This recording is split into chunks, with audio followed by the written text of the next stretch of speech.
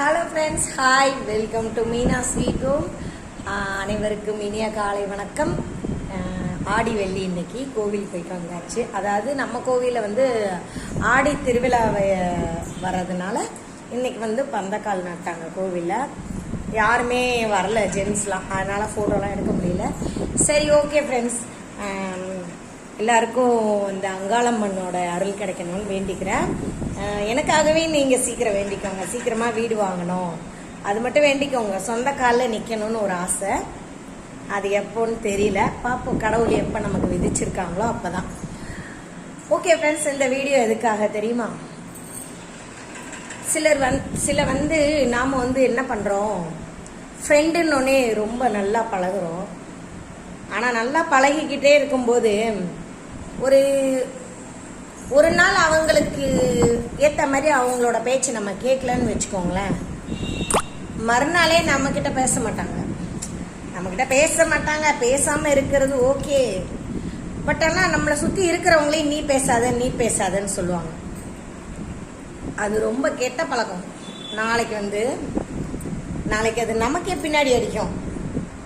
இந்த விஷயம் நிறைய பேர் யார் தெரியுமா? முக்கியமாக லேடிஸ் கிட்ட தான் இந்த பழக்கம் நிறைய இருக்கு. நான் அப்படி கிடையாது. ஒருத்தவங்க பிடிக்கலைன்னா அவங்கள பார்த்தா நான் குனிஞ்சு போயிடுவேன், முறைக்கவே மாட்டேன், பார்க்கவும் மாட்டேன், சாடையும் பேச மாட்டேன். எனக்கு பிடிக்காது. ஏன்னு கேட்டால், நாம் அவங்கள்ட்ட எவ்வளோ ரொம்ப பழகி இருப்போம் டீப்பாக. நம்ம அவங்கள பற்றி பேசிட்டு திருப்பி அதெல்லாம் நம்மளால் அதை அள்ளிக்க முடியாதுல்ல, கஷ்டம். அது ஏதோ உதவி செஞ்சுருப்பாங்க. இப்போ எனக்கெலாம் ஃப்ரெண்டு சாமி, ஒரு நாள் நான் முடியலங்கும்போது எனக்காக ஒரு மருந்து வச்சு கொடுத்துருப்பாங்க, சாப்பாடு ஊட்டியிருப்பாங்க. அந்த மாதிரி ஃப்ரெண்ட்ஸ்லாம் நிறைய இருக்காங்க. பட் ஆனால் நாம் பின்னாடி பேசிட்டோன்னு வச்சுக்கோங்களேன், பின்னாடி பேசுகிறோம், நம்மளோட பர்சனல் விஷயத்தை அவங்கள்ட்ட பேசுகிறோம் அப்படின்னா அதை அப்படியே அடுத்தவங்ககிட்ட சொல்லி 4 பேர்கிட்ட சொல்லி ஊதி கெடுத்து இந்த மாதிரிலாம் பண்ணுறாங்க. இந்த மாதிரிலாம் பண்ணக்கூடாது. நீங்கள் எல்லாரும் பாருங்க, திடீர்னு நல்லா ஃப்ரெண்டாக இருப்போம், திடீர்னு பேச மாட்டோம். அப்படிங்கும்போது பார்க்குறவங்க கேட்பாங்க, என்ன இப்போ நீங்கள் பேசுறது இல்லையா அப்படின்னு. நான் அமைதியாக இருப்பேன். ஏன்னு கேட்டால், நான் பேசுறது இல்லை அப்படின்னு அவங்களோட பூர்வீக சரித்திரத்தை நான் சொல்ல மாட்டேன். ஏன்னு கேளுங்க, நாளைக்கு அவங்க என்கிட்ட மனசு இதாகி மீனான்னு கூப்பிட்டு பேசிட்டாங்கன்னு வச்சுக்கோங்களேன், எனக்கு கஷ்டமாக இருக்கும். இவங்கள பற்றி இதெல்லாம் பேசணுமே, தப்பாச்சே அப்படிலாம் தோணும். பட் ஆனால் நான் எப்பயுமே உங்களுக்கு நிறைய விஷயம் நிறைய வாட்டி சொல்லியிருக்கேன். என்ன தெரியுமா?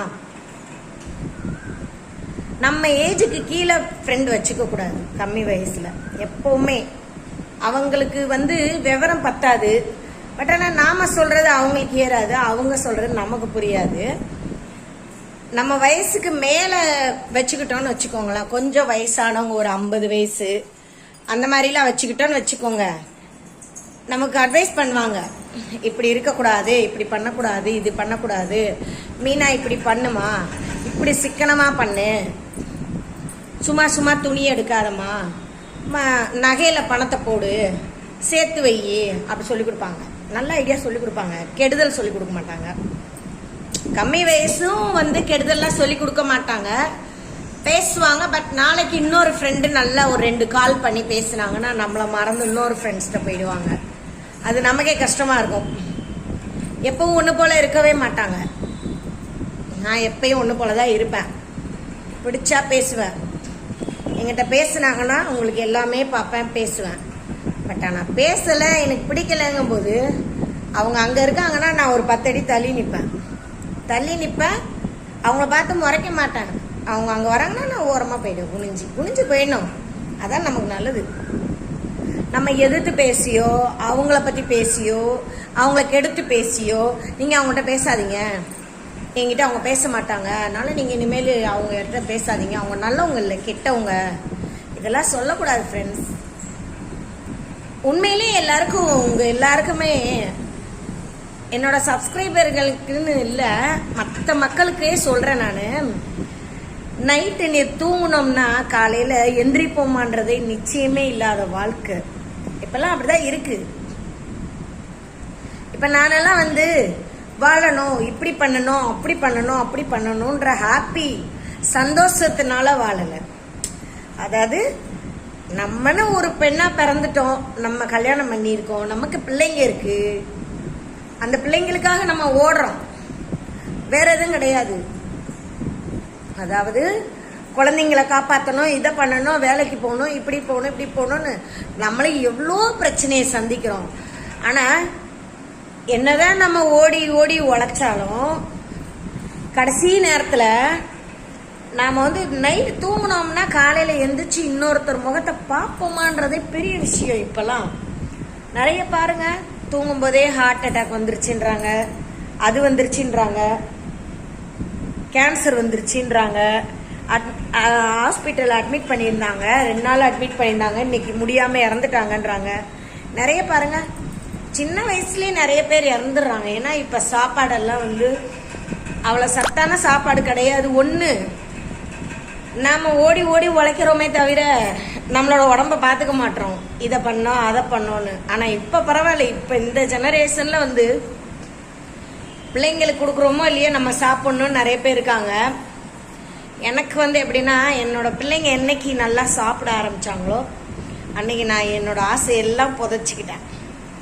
ஐஸ்கிரீம் பிடிக்கும், அவ்வளோ அதில் இப்போ விருப்பம் எடுத்துக்க மாட்டேன். சாக்லேட் பிடிக்கும், கேக் பிடிக்கும். பட் அவங்க 2 பேரும் ரொம்ப ஆசையாக சாப்பிடும்போது எனக்கு அது மேலே வெறுப்பு வந்துடும். பசங்களுக்கு சாப்பிட்டோம், நமக்கு வேணாம் அப்படின்னு. அந்த மாதிரி நமக்கெல்லாம் வாழ்க்கையில் இந்த நொடி பொழுதே நிரந்தரம் இல்லாத வாழ்க்கை. கடவுள் இவ்வளோ நாள் உயிரோட வச்சுருக்கான்னா அது ஏதோ ஒரு பெரிய விஷயம். ஆனால் அடுத்த ஜென்மம்னு ஒன்று எனக்கு வேணான்னு தான் நான் வேண்டுவேன்.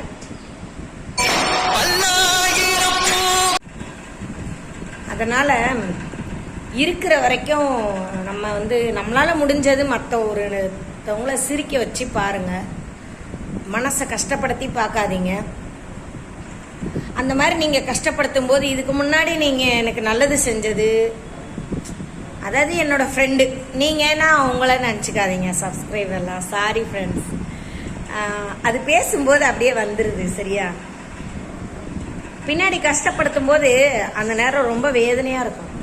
என்னடா நம்மளை எப்படிலாம் பார்த்துக்கிட்டாங்க, நமக்கு எப்படிலாம் கொடுப்பாங்க, எப்படிலாம் ஊட்டினாங்க, ஆனால் நம்மளை இப்படி தப்பாக பேசியிருக்காங்களே அப்படின்னு போது மனசு ரொம்ப கஷ்டமாக இருக்கும். நான் ரொம்ப ஃபீலிங் டைப் தான். என்னை யாருன்னா என்ன சொன்னாலே நான் அழுதுருவேன். என் முன்னாடி எதுனா பண்ணாலே அந்த ஆக்ஷன்லேயே அழுதுருவேன். அதாவது ஒரு இடத்துல நம்மக்கிட்ட நல்லா பேசிட்டு திடீர்னு நம்மளை பார்த்துட்டு பார்க்குற மாதிரி இருந்தாங்கன்னு வச்சுக்கோங்களேன், எனக்கு ரொம்ப கஷ்டமாக இருக்கும் உண்மையாகவே. நம்ம அவங்க கூட எப்படிலாம் பழகியிருப்போம், அக்கா அக்கான்னு, அவங்க பேரை எத்தனை வாட்டி சொல்லி பேசியிருப்போம் அப்படின்லாம் நான் ரொம்ப யோசிப்பேன் ஃப்ரெண்ட்ஸ். எல்லாரும் யோசிப்பீங்களா என்னன்னு தெரியல, நான் யோசிப்பேன். ஏன்னா நம்மளுக்கு பேசாமல் இருக்கிறவங்க திடீர்னு நம்மக்கிட்ட பேச ஆரம்பிச்சோன்னே ஏற்கனவே கூட இருக்கிற ஃப்ரெண்டை உதறக்கூடாது. இது வந்து முக்கியமாக என்ன சார்ந்த லேடிஸ் தான், என் கூட இருக்கிற ஃப்ரெண்ட்ஸ் தான் இந்த இது அட்வைஸ். அதுக்காகவே நான் வந்து பொதுவாக இப்போ யாருக்கிட்டே ரொம்ப ஃப்ரெண்ட்ஷிப்பே வச்சுக்கிறது இல்லை, ரொம்ப டீப்பாகவும் போகிறது கிடையாது. என்னால் முடிஞ்சது சொல்லி கொடுப்பேன், எனக்கு இது நடக்குது நீங்கள் பண்ணுங்க, அவ்வளோதான். ஏன்னா ரொம்ப நம்ம ஃப்ரெண்டு வச்சுக்கிட்டோம்னா நாளைக்கு அவங்க இன்னொருத்தர் கூட சேர்ந்து இருக்கும்போது நமக்கு அது ரொம்ப கஷ்டமாக இருக்கும். முழுக்க முழுக்க இது என்னோட ஃப்ரெண்டுங்களுக்கு தான், வேற யாரும் தப்பாக நினச்சிக்கிறாதீங்க. எல்லா இடத்துலையும் இப்படி இருக்காங்க, அதுவே எனக்கு ரொம்ப கஷ்டமாக இருக்குது. குறிப்பாக பெண்கள் தான். ஜென்ஸ்லாம் வந்து கோவமாக இருந்தால் கூட ஒரு நாள் கோவம் ஒரு நாள் பேசிடுவாங்க. எனக்கு வந்து அப்படி இல்லை, எனக்கு வந்து ரொம்ப ஃபீல் பண்ணுவேன் நான். என்ன இப்படி இருந்தாங்க, இப்படி பேசுகிறாங்க, எப்படி இந்த வார்த்தையெல்லாம் அவங்களுக்கு பேச வாய் வரும் அப்படிலாம் யோசிப்பேன். அதனால் தயவு செஞ்சு அடுத்தவங்க மனசை கஷ்டப்படுத்தாதீங்க. உங்களால் அவங்களுக்கு சந்தோஷம் கொடுக்க முடியலனாலும் பரவாயில்லை, அவங்க மனசை கஷ்டப்படுத்தி மட்டும் பார்க்காதீங்க. ஏன்னா எல்லாருக்கும் இதையும் கல்லாக இருக்குன்னுலாம் சொல்ல முடியாது. நிறைய பேருக்கு கல்லாக இருக்குது, நிறைய பேருக்கு இழகின இதயம் இருக்குது, அதாவது எதையும் தாங்கிக்க முடியாத இதயம் இருக்குது. அதனால் தயவு செஞ்சு வாழ்கிற வரைக்கும் நம்ம மற்றவங்கள சந்தோஷப்படுத்தி பார்ப்போம், கஷ்டப்படுத்தி பார்க்க வேண்டாம், வேதனைப்படுத்தாதீங்க, வெறுப்பாக்காதீங்க. நாளைக்கு நம்மளுக்கு அவங்களோட உதவி தேவைப்படும் போது அது ரொம்ப கஷ்டமாக இருக்கும் சரிங்களா. ஓகே ஃப்ரெண்ட்ஸ், ரொம்ப பேசிட்டேன். அதிகமாக பேசுது பைபிள் அப்படின்னு சொல்லிட்டு எல்லாம் கிண்டல் பண்ணாதீங்க. என் மனசுல ரொம்ப நாளா இருந்த பிரச்சனை இது. எப்படி சொல்றதுன்னு யோசிச்சுட்டே இருந்தேன். சரி, இப்படி வீடியோ மூலியமாக சொல்லிட்டு அல்லது நமக்கு ஒரு ஆத்தாமையா இருக்கும். உண்மையா நான் என்னோட பிரச்சனை எல்லாம் நான் கடவுள்கிட்ட தான் சொல்லி அழுவேன். தப்பா நினைச்சுக்காதீங்க. கோவிலே போய் நின்றுட்டு நான் அதை சிலையா நினைக்க மாட்டேன். என் பக்கத்துல ஒருத்தர் உட்கார்ந்துருக்கிற மாதிரியே, நான் எத்தாப்புல உட்கார்ந்துருக்கிற மாதிரியே சாமி கிட்ட பேசிட்டு வருவேன். என்னை என்னைக்கு நல்லா வைப்பீங்க, யார் யாரெல்லாம் என்னை கேவலமா நினைக்கிறாங்களோ அவங்க எல்லாரும் முன்னாடி நான் வாழணும், யார் ஏளனப்படுத்துறாங்களோ அவங்க முன்னாடி நான் நல்லா பெரிய ஆளா வரணும், என் பிள்ளைங்களை நல்ல வழிக்கு கொண்டு வரணும். இது மட்டும்தான் யோசிப்பேன். சரிங்களா? சாமி கிட்ட கேட்பேன் நான் நேரா நின்று.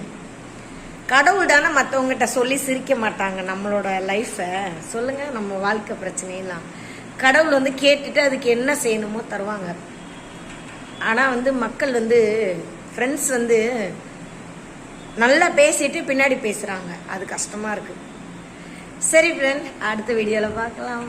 பாய்.